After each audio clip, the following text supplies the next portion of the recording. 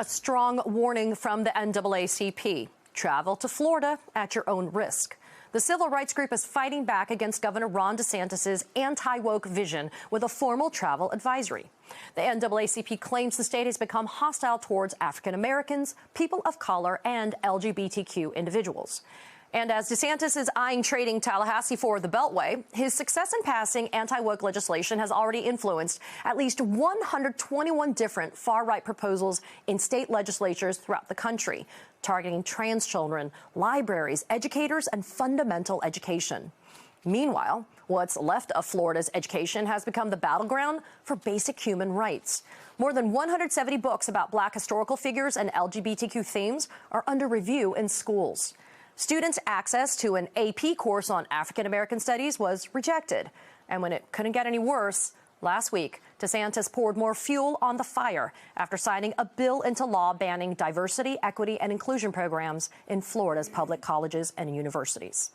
Joining me now for more is Derek Johnson, President and CEO of the NAACP. Derek, it's a pleasure to have you on my show. You and I had the privilege of speaking a couple of days ago, right when the NAACP issued its travel advisory. It's not every day, though. A civil rights group is going to issue a travel advisory. I went back and I looked. The NAACP has only done it 2 prior times in the history of the organization. So why a travel advisory versus maybe just a formal condemnation of the policies in Florida? And why is it so important to do it now?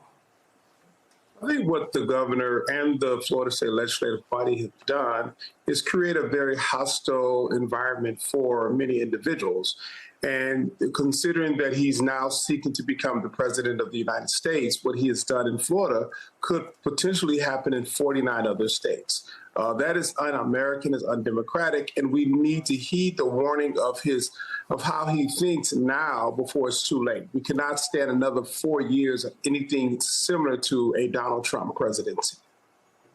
I did read, Derek, that part of, if not the biggest genesis of this travel advisory for the NAACP is to galvanize voters, to get people to go and make sure we don't have a repeat performance of somebody like Ron DeSantis.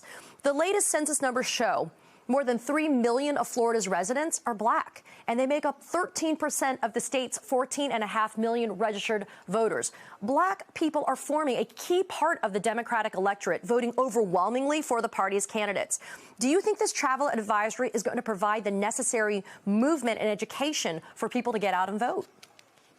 You think of how people campaign with one platform, but they actually govern differently. And the governor campaigned not as harsh as he's governed.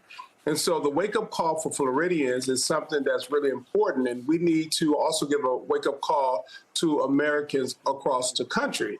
And this is not only a black and white issue. This is an issue about individual liberties and the ability to be educated with a level of quality about information. This is an individual who seeks to otherize communities that may not align with his belief of what America should be. This is not 1950. This is 2023, and we should be prepared to take out any individual with a mindset to want to reverse time. DeSantis has misconstrued, misrepresented the reason behind the NAACP's travel advisory. He's blasting it, calling it a, quote, political stunt. And then he touts Florida's low crime rates. However, I wanted my viewers to know this as well. Nearly 40% of law enforcement agencies across the country, including more than half in Florida, they failed to report 2021 crime data because of new methodology. So knowing the fact that DeSantis is just going to scoff and say it's a political stunt, how is the NAACP preparing to move forward after announcing this travel advisory? So much of what he's done has all been about a political stunt to elevate his profile in his quest to become president. So he is an expert on what is a political stunt. In terms of the travel advisory, it's unique how every time he speaks, he conflates the issue with something else. This is about the atmosphere, the political landscape of Florida and how it's attacking African Americans, other communities of colors, the Latino community, LGBT community. Now, how is that equal to crime? I don't know, other than that's another dog whistle approach to equate crime with people of color. And so we need to move away from that mindset. For the NAACP, this is about educating the masses, making sure we don't abandon African Americans and other communities who are in Florida, preparing for the next election because we got here because of the election. Therefore, we need to work hard now for the upcoming elections. And most importantly, make sure the American public understand the disastrous approach he has taken through public policy to minimize quality education. All of those things are very important. Those are American issues, it's not Black issues or Latino issues. Those are American issues.